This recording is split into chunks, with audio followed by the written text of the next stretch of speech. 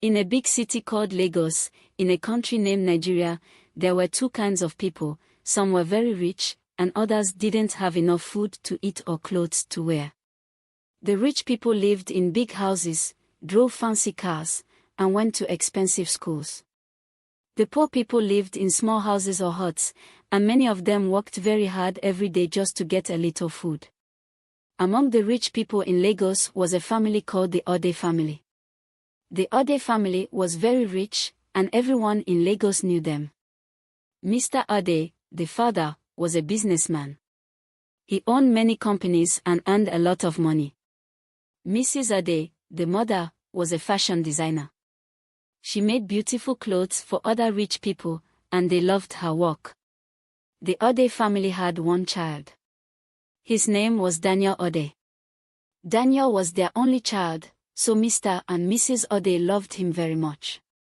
They wanted to give him everything he wanted. Daniel had many things that other children didn't have. He had a big room all to himself. Inside his room, there were many toys, video games, and gadgets like tablets and smartphones. His bed was soft, and his wardrobe was full of expensive clothes. Daniel also had a big TV in his room, where he could watch cartoons and movies whenever he wanted. Daniel liked his toys and gadgets. He enjoyed playing video games and showing off his new clothes to his friends. But even though he had all these things, Daniel wasn't happy. He wanted something else, something very special. He wanted his parents to spend time with him. Mr. and Mrs. Ode were always busy. Mr. Ode woke up very early in the morning, got dressed, and went to work. Sometimes he came home very late at night. He was always working on big business deals and meetings. Mrs. Ode also left home often. She traveled to different places for fashion shows, where she showed her clothes to people. She also met with many important clients. Whenever Daniel told his parents he wanted to spend time with them, they would say, "We are working hard for you, Daniel. Everything we do is for you." But Daniel didn't feel that way. He felt lonely. When Daniel turned 12 years old, his parents decided to send him to a boarding school. The school was called Kingsville College. It was a very good school, and only rich families could afford to send their children there. The school had very strict rules, and the teachers were very serious about studies. Daniel didn't like the school at first. The teachers were always checking everything. If a student forgot to polish their shoes, they got punished. If they came late to class, they got punished. Daniel found it hard to follow all the rules, and he often got into trouble. But one day, something happened. Daniel overheard two boys talking about how expensive the snacks in the school shop were. The boys didn't have enough money to buy what they wanted. Daniel, who had more pocket money than he needed, decided to help them. "Don't worry," Daniel said, smiling. "I'll pay for the snacks." The boys were very happy. "Thank you, Daniel," they said. Soon, more students heard about how Daniel was helping others. They started coming to him, asking for money to buy snacks or other things. Daniel didn't mind. He liked helping them because it made him feel special. As more students came to Daniel for help, he became very popular in the school. Everyone started calling him the King of Kingsville. Daniel enjoyed the attention. He felt important, and he thought everyone liked him. By the time Daniel was in his second year at Kingsville, he had many friends. But these friends were not real friends. They only stayed close to Daniel because he gave them snacks, gadgets, and even paid for trips. One of Daniel's friends was named Hugo. Hugo was very clever, but he liked to do things that were not allowed. He always had new ideas for fun, even if they were dangerous or against the rules. One evening, Hugo went to Daniel with a plan. "Daniel," he said, "there's a big party at a nightclub this Friday. We have to go. Everyone important will be there." Daniel wasn't sure. But how will we leave the school?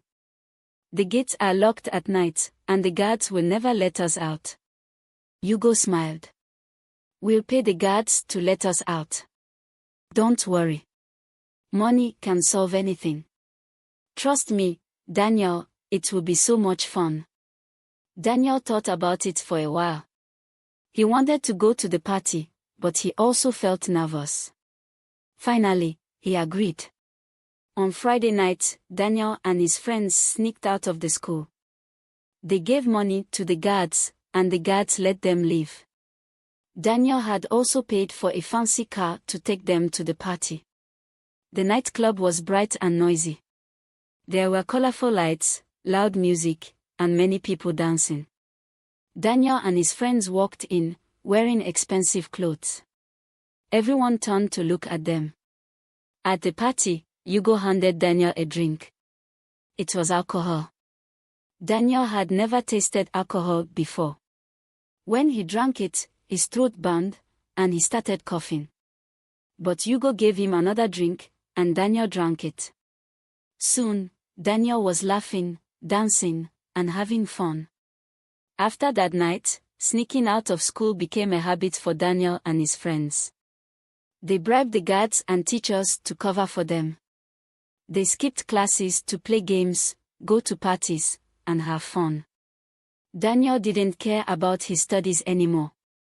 One day, during a test, Daniel copied answers from another student.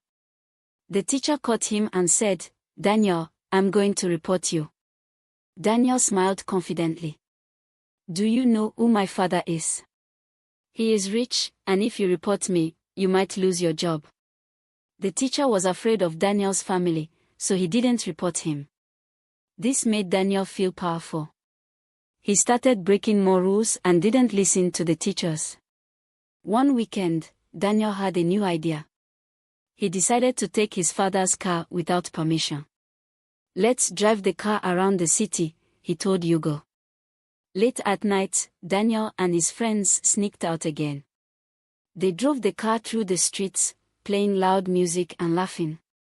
But while they were driving, they saw a police checkpoint. The police stopped them and asked, "Where is your driver's license?"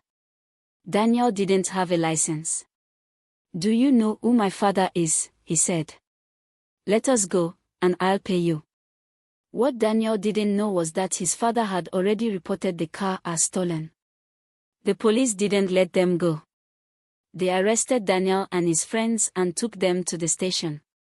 For the first time in his life, Daniel spent the night in a cold, dark jail cell.